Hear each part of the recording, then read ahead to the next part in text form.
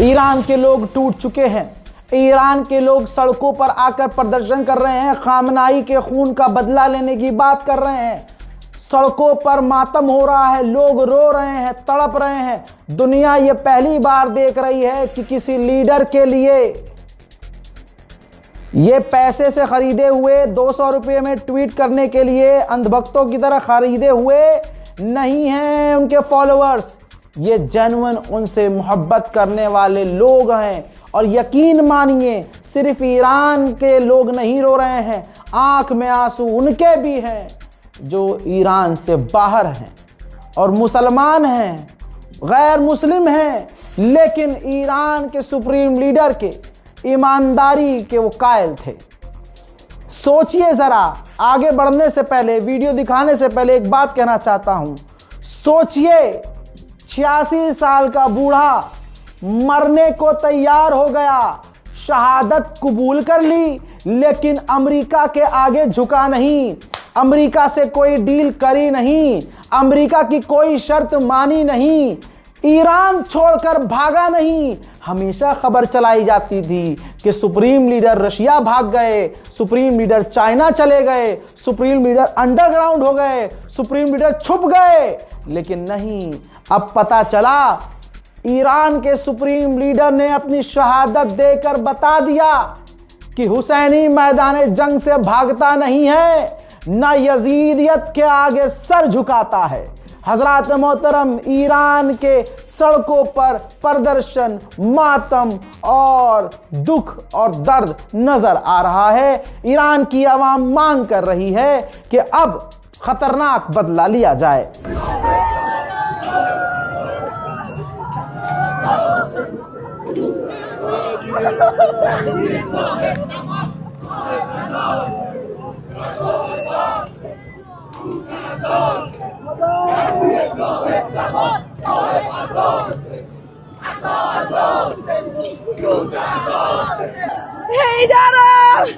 هیدرم کشتن، امامم کشتن.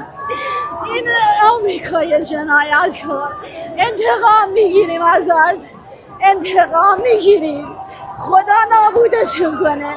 علم دارم و کشتن، علم دارم و کشتن، علم دارم.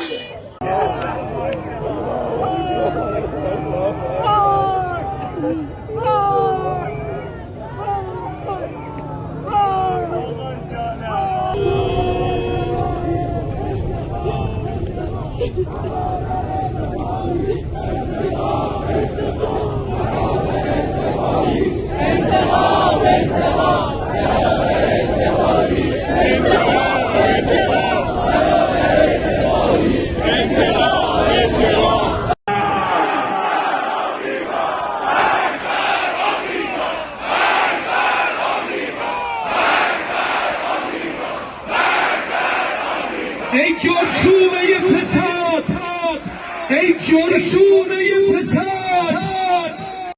الله اکبر، خامنه‌ای رهبر، مرگ بر آمریکا، مرگ بر اسرائیل. خدا ما رو مبعوث کرده برای چنین روزی و امتحان سختی و فصل جدیدی شروع شده.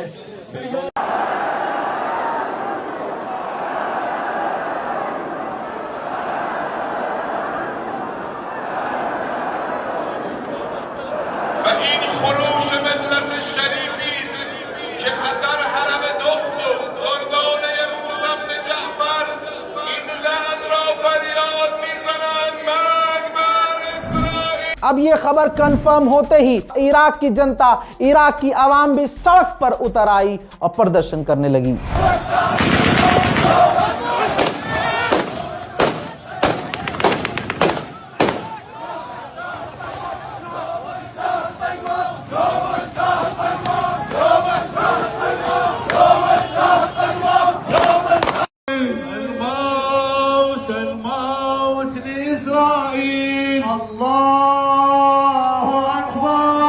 الذلة، هيهات منا الذلة.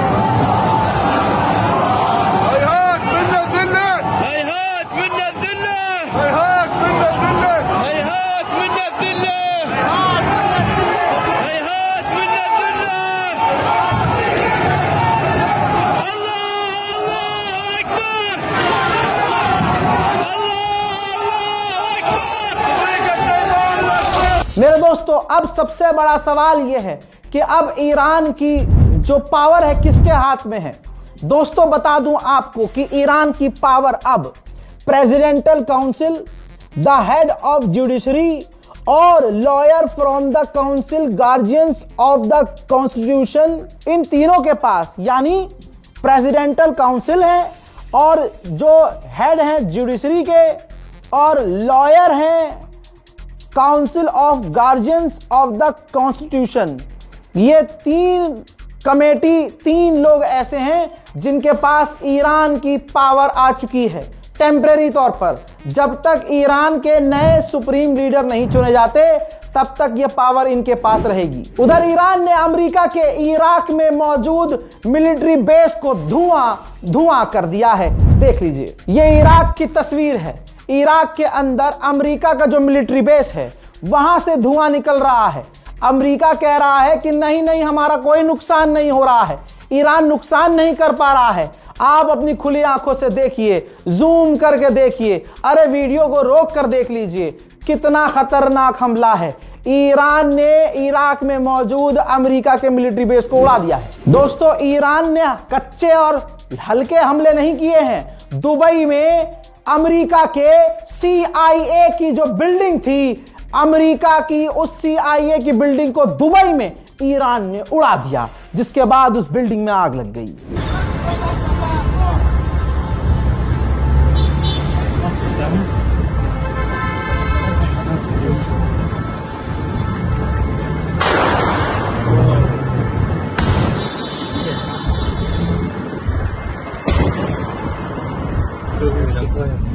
फिलहाल पूरे मुल्क भर में प्रदर्शन हो रहे हैं, ईरान पर हमले भी हो रहे हैं, ईरान जवाबी कार्रवाई भी कर रहा है और ईरान की आवाम सड़कों पर भी है, इराक के लोग भी सड़कों पर भी हैं।